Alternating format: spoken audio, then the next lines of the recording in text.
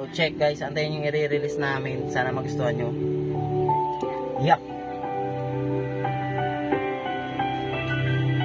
Ako ay tunay na kaibigan at hindi ako maarte. Alam ko lang naman kung paano mabuhay sa kalye. Meron akong diskarte kahit na pahinante. Basta desente ang kalagayan, ayos na pare. Meron kasi akong kaibigan tawag sa akin boss. Pero kung makapagputo sa lata naman bastos, itinuri mong kaibigan kahit na nakagapos. Tapos hihingi ng tulong dahil nga kinakapos. Mga bagay na meron ako di ko pinagkait. Sadyang mayabang lang daw at piling lamang mabait. Kahit na masakit, pinilit kong pumikit para di ko makita tao na nanggigipit. Marami nang maliit pero di pinagpalit. Pagkatao ko na tunay sadya lamang malupit. Halatang naiinggit dahil nga nananakit.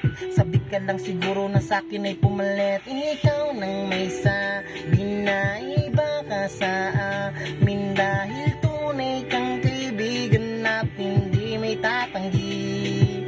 Ikaw ang patunay, di kailangan marami. Dahil sa'yo ay natuto kami.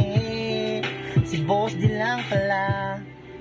Yo, sa dami ng kaibigan ko na gumagamit ang damo, sa'yo ko lang nalaman ang tama at totoo. At ngayon na pagtanto na di lahat ay totoo. Panandali ang kasiyahan yung gusto ko makamit. Pagkalipas ng araw may rehas namang kapalit. At ito ang masakit na aking nakamit. Ni isang kaibigan ko wala man lamang bumalik. Isang taon kong tiniis, maghapong nagwawalis. At pagsikat ng araw sana may araw pa ulit. Dahil gusto ko bumalik sa tao na malapit.